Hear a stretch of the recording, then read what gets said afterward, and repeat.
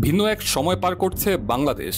গত কয়েকদিন ধরেই দেখা যাচ্ছে এমন পরিস্থিতি। এবার শুরু থেকেই শীতের আগমনী বার্তা বেশ ভালোভাবেই টের পাওয়া যাচ্ছিল, তবে হঠাৎ করেই হিমহিম শীতের রেশ যেন কাটতে শুরু করেছে। তেঁতুলিয়া ছাড়া সারা দেশ থেকে বিদায় নিয়েছে শৈত্যপ্রবাহ।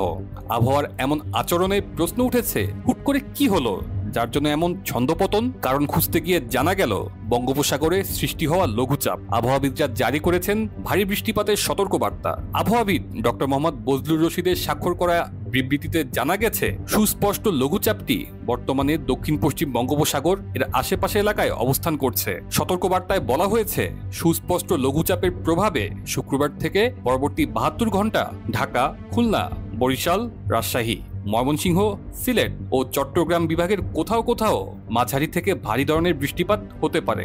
আবহাওয়া ও জলবায়ু বিষয়ক গবেষক মুস্তফা কামাল পলাশের মতে, সবচেয়ে বেশি পরিমাণে বৃষ্টি হতে পারে খুলনা, বরিশাল, ঢাকা ও চট্টগ্রাম বিভাগের জেলাগুলোতে, আর কম বৃষ্টি হতে পারে রংপুর বিভাগের জেলাগুলোতে। আবহাওয়াবিদরা মনে করছেন, বঙ্গোপসাগরের লঘুচাপটি শক্তিশালী হয়ে নিম্নচাপ বা ঘূর্ণিঝড়ের রূপ নেওয়ার আশঙ্কা কম। আগামী ৩ দিন প্রচুর বৃষ্টি ঝরিয়ে এটি দুর্বল হয়ে যেতে পারে। এদিকে লঘুচাপের প্রভাবে বাংলাদেশের ভেতরে হিমালয় পেরিয়ে আসা শীতল বাতাসের গতিপথ আটকে আছে। শীতের তীব্রতা এখন কম থাকলেও বৃষ্টি হয়ে গেলে বাড়বে শীত এবং শৈত্যপ্রবাহ। এদিকে শীতকালীন সবজির জন্য আলাদা সতর্কতা অবলম্বনের পরামর্শ দেয়া হয়েছে। বিশেষ করে শীতকালীন সবজি ফুলকপি, বাঁধাকপি, মূলা ও আলুর জমিতে যাতে পানি না জমতে পারে সে ব্যবস্থা নেয়ার পরামর্শ দেওয়া হয়েছে।